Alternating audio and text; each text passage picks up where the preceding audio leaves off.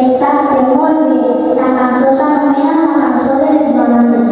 De seguida veureu que xuta és. Sí, perquè no volem acomiadar-se sense donar-vos les gràcies per haver assistit a aquest concert que esperem que hagueu gaudit tant com nosaltres. Ho hem fet preparant-lo del càstig.